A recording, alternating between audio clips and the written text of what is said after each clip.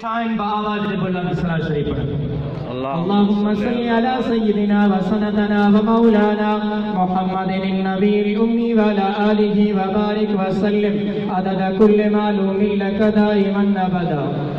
हकीकत में मुझे बयान करणो कोन्हे, मां पंहिंजे वॾनि जे साम्हूं ॿ लफ़्ज़ चवंदे बि इहो मां पंहिंजे लाइ घटि थो सम्झां त मां वॾनि जे साम्हूं न ॻाल्हायां, पर साईं जन जो मूंखे हुकुम थियो, छो त साईं जन मुंहिंजे मथां शफ़क़त फरमाई आहे। 5 साल मुसलसल मोल जे अंदरि साईं जन जो मुंहिंजे मथां साए शफ़क़त आहे।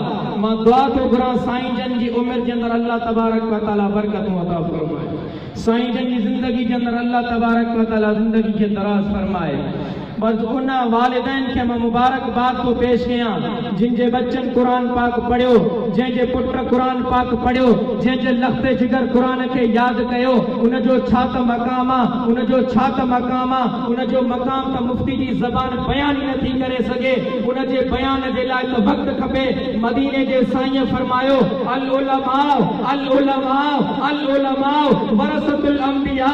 मदीने जे साईं फरमायो उलमा अंबिया जा वारिस आहिनि।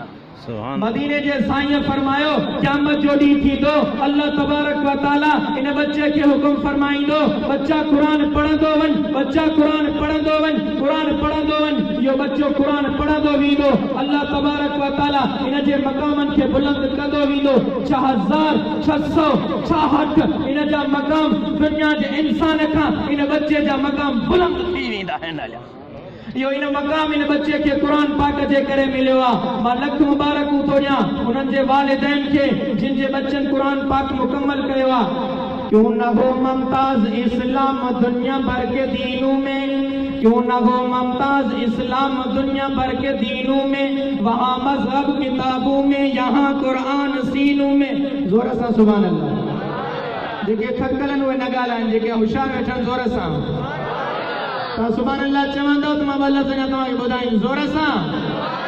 उन साईं जी ॻाल्हि निकिती आहे आमना जे लाल महबूबे रब्बे ज़ुल जलाल हज़रत मोहम्मद मुस्तफ़ा सल्लल्लाहु अलैहि वसल्लम जन फरमायो, मदीने जे साईं फरमायो, आमना जे लाल फरमायो, महबूबे रब्बे ज़ुल जलाल फरमायो, मदीने जे साईं फरमायो क़यामत जे ॾींहुं काई छांव कान हूंदी का बि छांव कान हूंदी का, सिर्फ़ अर्श जी छांव हूंदी।